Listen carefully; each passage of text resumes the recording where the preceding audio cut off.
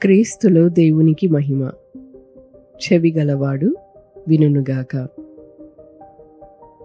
మీరు దేవతల వలె అవుదురు. రచయిత థామస్ బ్రూక్స్. అందుకు సర్పము, మీరు చావనే చావరు, ఎలయనగా మీరు వాటిని తినుదినమున మీ కనులు తెరవబడుననియు మీరు మంచి చెడ్డలను ఎరిగిన వారై దేవతల వలె ఉందురనియు దేవునికి తెలియనని స్త్రీతో చెప్పగా. ఆదికాండము 3వ అధ్యాయం 4 నుండి 5 వచనములు. మనిషిని పాపంలోనికి ఆకర్షించడానికి సాతానుడు ఉపయోగించే పరికరాలలో ఒకటి ఎరను చూయించి కొక్కీని దాచడం, బంగారు గిన్నెని సమర్పించి అందులో ఉన్న విషాన్ని దాచడం, తీపిదనాన్ని, ఆనందాన్ని, ఆహ్లాదాన్ని ప్రదర్శించడం.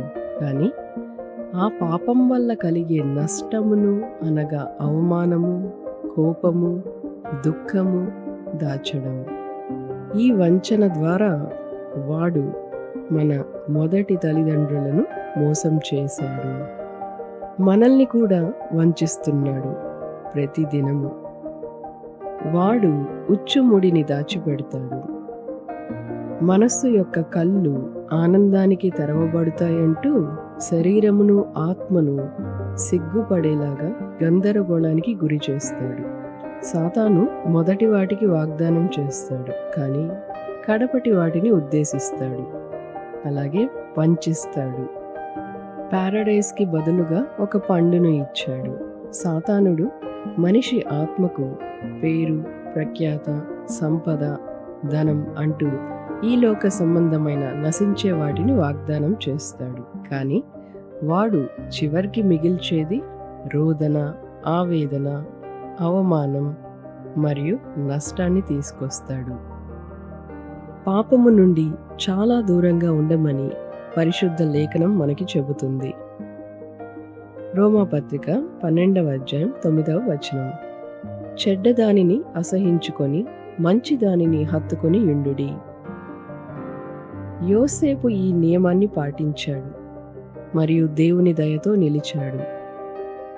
దావీదు ఆ పాపమునకు సమీపాన పోయాడు మరియు పడిపోయాడు.